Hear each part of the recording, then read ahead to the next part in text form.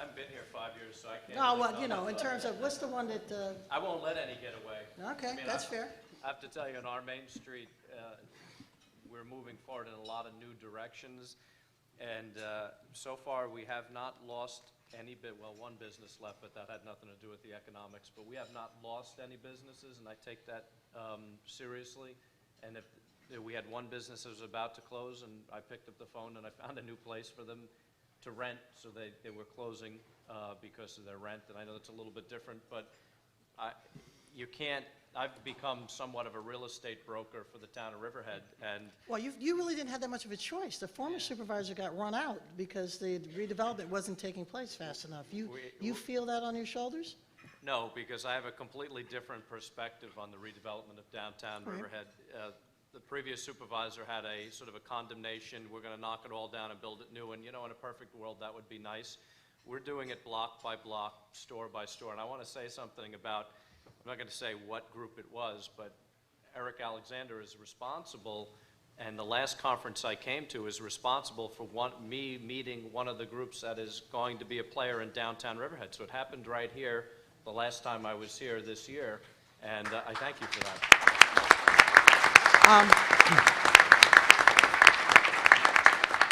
While we're with you, do you want to talk a bit about Ski Mountain so I can stop saying it? It was a very interesting and ambitious project.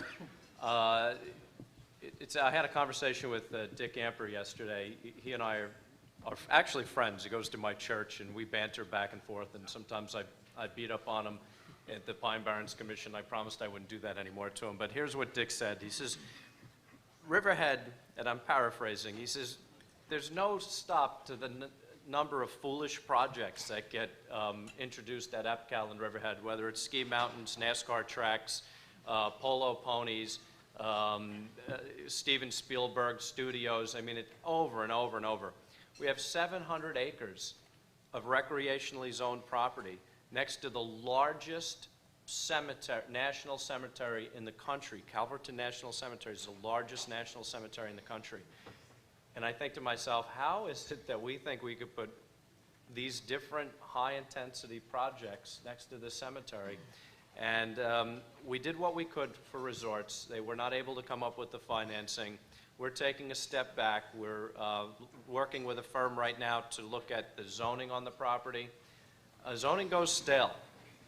That's my opinion. The zoning's been there since '95. It's time to look at the resort zoning to see if that actually works, or maybe we should be doing something different. I don't know what the answer is, but it's time to do the heavy lift of subdividing the property and maybe adopting some new zoning. So we may be going in a completely different direction. So we're breaking news today. We're going to break that up, huh? Well, I ran on a platform of subdividing the property. All right. We've owned the property for 11 years. We've never subdivided it, but yet we keep entering into these contracts to sell it to people. It seems to me that the subdivision comes before the contract of sale, and that's the order we're going to put it in. Anybody want to step forward with projects before I start talking and assigning them to you? I'll talk about Well, okay, you want Avalon Bay, go for it. Avalon. I was going to talk about the one that worked first, or the two that worked.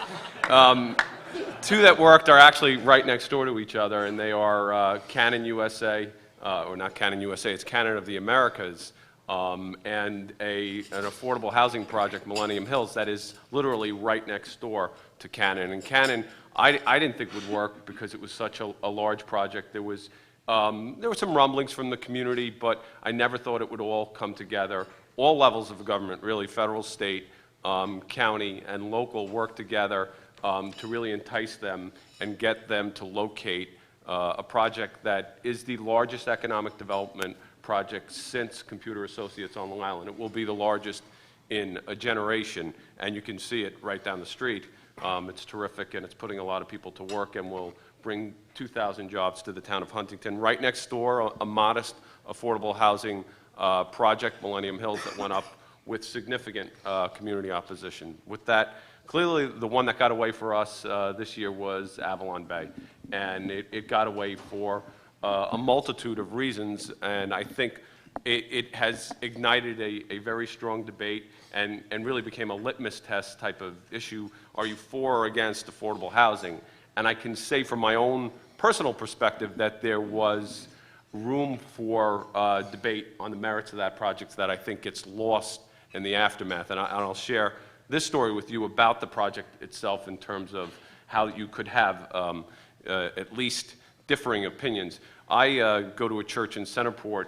My parish priest wrote me a 3-page letter after the vote on Avalon Bay to tell me how disappointed he was in me about this vote and how he thought this was an important project. And I wrote him back and told him, listen, I had concerns about the project, the density, the buy-in from the school board specifically, but it certainly had a big impact on me. He came to the vote when the vote took place, was in the crowd staring at me. That's true. If any of you remember that scene from The Godfather with the turncoat witness and they bring his brother in from Sicily to look at him, it was similar to that. A few weeks after that, I went to an event, a Vietnam Wall that we sponsored, and my deacon from the church I grew up in Huntington Station was there, and he stopped me. And he said, Mark, I'm glad you didn't vote for that Avalon Bay project. I said, really? And I said, why is that? And he said, listen, it was too dense. That TOD made no sense with that project. I said, really? I said, so take away the TOD, make it less dense. He goes, oh, yeah, then I think you should support it. I said, well, that's interesting. So for me, it was the tale of two priests. There were people who could have very differing views of the project, and there was room for debate on either side of the project. And I think that gets lost when it gets written about in 500 words in Newsday, and that's not because, it's not Newsday's fault, it's just the nature of newspaper reporting.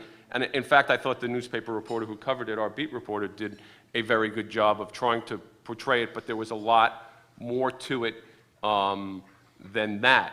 And I wonder, Joy, if the project had been voted upon positively, would it still have been front page news? I'm not sure that it would have been covered as a front page story if it were voted upon and passed. Well, but this isn't about covering it as a front page story, it's about getting a project done. One thing I want to go back to you on, you said especially the school Okay. board, in terms of, well, I'm not the editor either. All No, this no, stuff is I above my understand. pay grade. I just posed a question, Well, that's all.